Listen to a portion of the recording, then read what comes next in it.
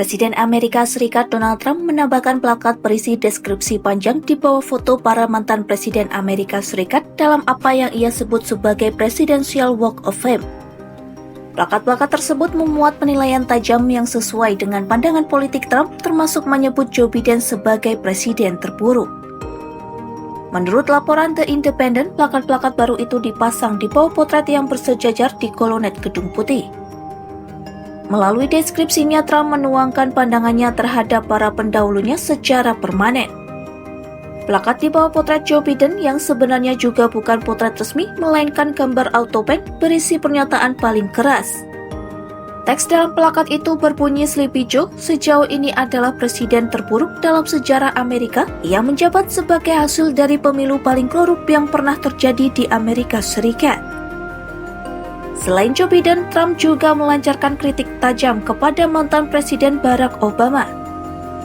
Dalam deskripsinya, Obama dinilai mengesahkan undang-undang kesehatan yang tidak terjangkau dan tidak efektif, serta mengakibatkan Partai Demokrat kehilangan kendali di Kongres.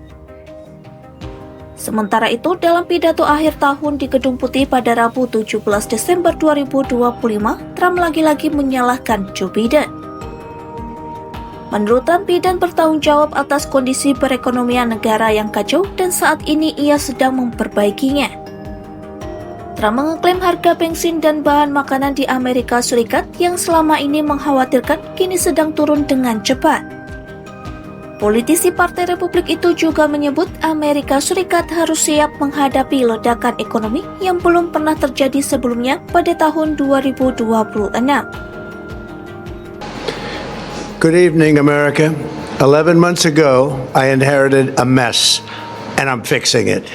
When I took office, inflation was the worst in 48 years, and some would say in the history of our country, which caused prices to be higher than ever before, making life unaffordable for millions and millions of Americans.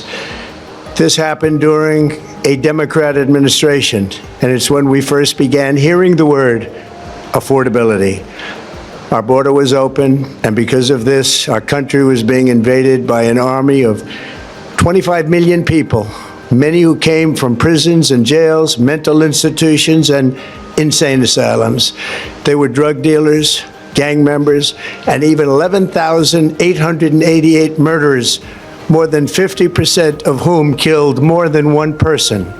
This is what the Biden administration allowed to happen to our country, and it can never be allowed to happen again. Meski Trump melontarkan klaim positif, jajak pendapat menunjukkan kondisi yang sebaliknya. Menurut jajak pendapat Yakov yang dirilis pada Selasa 16 Desember 2025, 52% warga Amerika Serikat berpikir ekonomi semakin memburuk di era kepemimpinan Trump.